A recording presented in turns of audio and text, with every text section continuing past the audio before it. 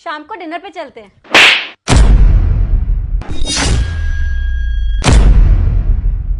लीशा, तेरी इतनी हिम्मत, एक नौकरानी होकर तो अपने सांप पे हाथ उठा रही है। लीसा तू पागल हो गई है क्या? सीधे तरीके से यहाँ से निकल जा वरना मेरा हाथ भी उठ जाएगा।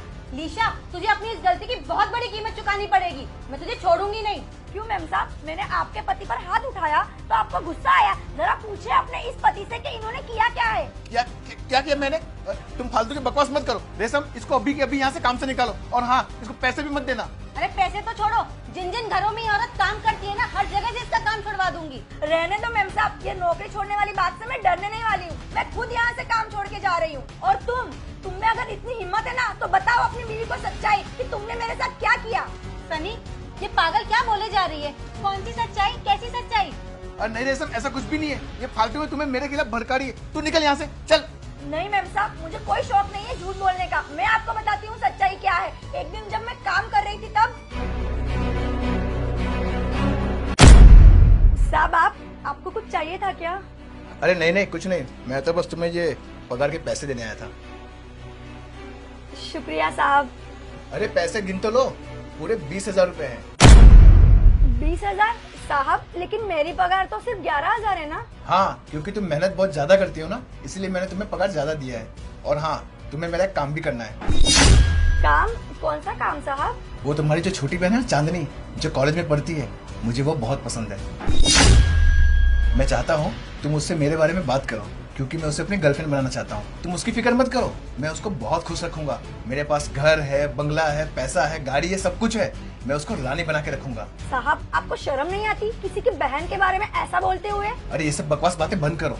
तुम्हें भी पैसे मिलेंगे और तुम्हारी बहन भी खुश रहेगी। तुम अपने बहन के फ्यूचर के बारे में सोचो। साहब, इसका मतलब है तुम मुझे खरीदना चाहते हो? नहीं चाहिए तुम्हारे पैसे। तेरी ये हिम्मत, तुम मुझ पे पैसे फेंक के मारती है। कल से तुम्हें यहाँ जॉब पे आने की कोई जरूरत नहीं है। और मैं देखता हूँ तुम्हें यहाँ पे काम पे कौन रखता है। बस इसीलिए मैम साहब मैंने साहब पर हाथ उठाया, ताकि आपको पता चले कि आपका पति पीठ पीछे करता क्या है। इन्होंने मुझे पैसे दिए और मेरी बहन के बारे में उल्टी सीधी बातें की। मैम साहब, मैंने आपका नमक खाया है, आपका भरोसा ही मेरे लिए सब कुछ है। लेकिन मेरी बहन पे कोई गंदी नजर डाले, ये मुझे बर्दाश्त नहीं है। इसलिए आज मुझे ये सच्चाई आपको बतानी पड़ी। तुम बकवास बंद करो अपनी। तुम मेरी बीवी को क्या पट्टी पढ़ा जा रही हो?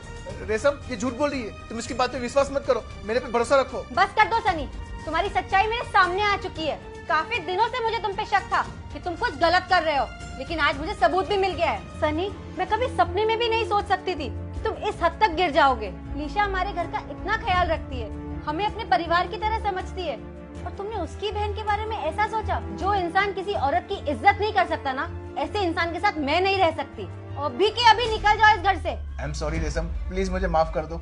पता नहीं मैंने इसकी बहन के बारे में कैसे गलत सोच लिया। मुझे एक बार माफ कर दो, मैं आगे से कभी ऐसी गलती दोबारा नहीं करूंगा। नहीं सनी, तुम्हारी इस गलती की कोई माफी नहीं है। अब तुम्हारी सजा ये है कि आज के बाद मुझे अपनी शक्ल मत दिखाना। निकल जाओ यहाँ।